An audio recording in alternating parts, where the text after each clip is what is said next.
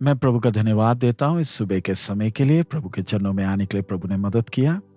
आइए आज के मनन के लिए हम व्यवस्था विवरण 29वां अध्याय 4था वचन। परंतु यहोवा ने आज तक तुमको ना तो समझने की बुद्धि और न देखने की आंखें और न सुनने के कान दिए हैं। मैं उर्दू में पढ़ूंगा।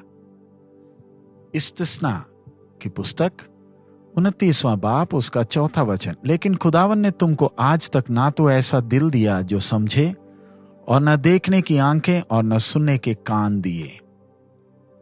आज हम जो विषय ध्यान दे रहे हैं वो है ऐसे कान जो सुन सके। इधर हम मूसा के बारे में देखते हैं। मूसा चुने हुए लोगों से बात कर रहा है जिन्होंने परमेश्वर के अजीब कामों को देखा है, परमेश्वर के आशीषों को चखा है, परमेश्वर की आवाज को सिनाई पहाड़ पर सुना है। परमेश्वर ने इन्हें, इस्राएल की प्रजा को अपने लिए एक खास उद्देश्य के लिए चुना है और अपने दास मूसा के द्वारा वो संदेश इन तक पहुंचाया।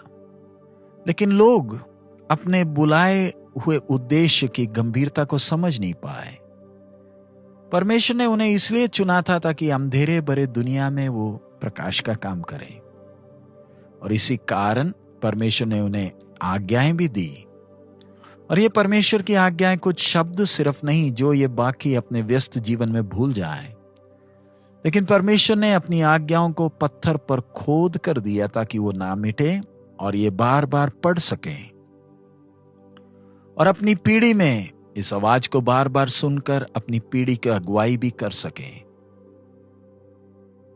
उन्होंने परमेश्वर के वचन को बार बार सुना होगा, लेकिन दुख की बात क्या है कि उन्होंने परमेश्वर के आवाज को जिस प्रकार सुनना था, जिस गंभीरता से लेना था, उस गंभीरता से नहीं लिए।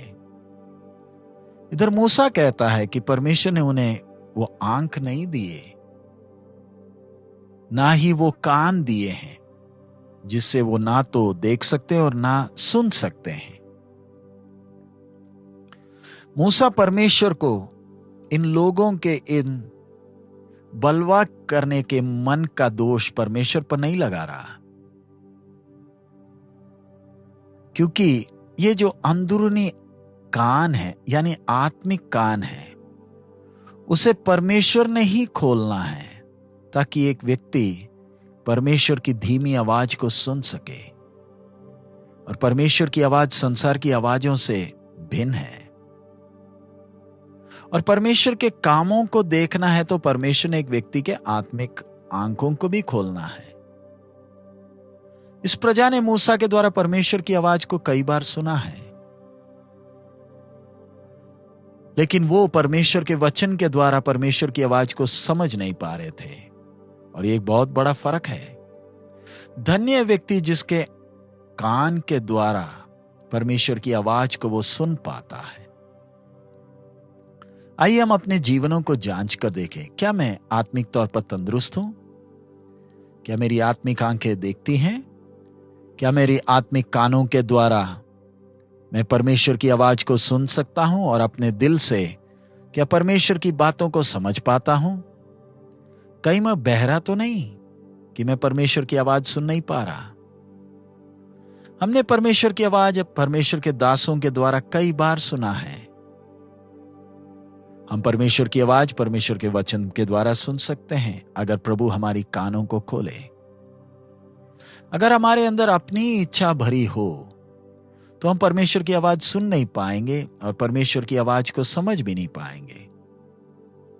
परमेश्वर अपना करुणा सब पर करता है, वो सबका पिता है और सबको प्यार भी करता है और देखभाल भी करता है। परमेश्वर अपने अजीब काम भी सबको दिखाता है, लेकिन परमेश्वर हमारे हृदय के अंदर के विचारों को जांचता है। अगर हम प्रभु को प्यार करते हैं और परमेश्वर की आवाज सुनना चाहता है तो परमेश्वर हमारे कानों को खुलेगा और हमसे बात करेगा। कई बार परमेश्वर की आवाज इतनी धीमी होती है कि केवल आप और परमेश्वर ही समझ पाते हैं। हमारे आसपास के लोग वो समझ नहीं पाते हैं, लेकिन हम परमेश्वर के संतान होने के नाते हम परमेश्वर के उस प्यार भरे आवाज को सुन सकते हैं। आइए हम अपने जीवनों को जांचें।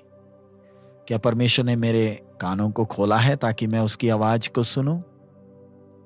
क्या हम अपने प्रभु की आवाज को प्यार करते हैं? क्या प्रभु हमसे जो भी कहे उस बात को मानने के लिए हम तैयार हैं? क्या परमेश्वर के वचन हमारे लिए सिर्फ शब्द ही हैं या प्रेमी प्रभु की आवाज है? ध्यान रखें, परमेश्वर की आवाज जीवन लाती है। सो आइए हम प्रभु से विनती करें, प्रभु हमारी कानों को खोल दे ताकि हम उसके धन्य आवाज को सुन सके। आइए हम प्रार्थना करें। हमारे अनुग्रहकारी दयालु पिता, हम आपका धन्यवाद देते हैं। प्रभु, आपका आगमन जब नजदीक है, दुनिया में बहुत शोर हल्ला जब होते वक्त, इसके मध्य में प्रभु हमारे कानों को खोल ताकि हम आपकी धीमी आवाज को सुन सके। हमारी आंखों को खोल दे ताकि आपके कामों को हम देखें, और ऐसा दिल दे जो आपकी इच्छाओं को समझ सके। प्रभु, आप हमारे दुल्हा हैं, अति शीघ्र आ रहे हैं। प्रभु, आपकी धीमी आवाज सुनने के लिए, जागते हुए रहने के लिए सहायता करें। सब महिमा आप ही को देते हैं, यीशु मसीह के मधुर नाम से मांगते हैं, आमीन। हमारा दुल्हा अति शीघ्र आ रहा है, उसकी धीमी आवाज सुनने के लिए हमारी कानें खुली रहे, और इन दिनों में हमारी आंखों के द्वारा परमेश्वर के कामों को हम देख सकें और आत्मा में तंदुरुस्त हो सके। प्रभु, हमें एक एक को आशीष दे। मारानाथा।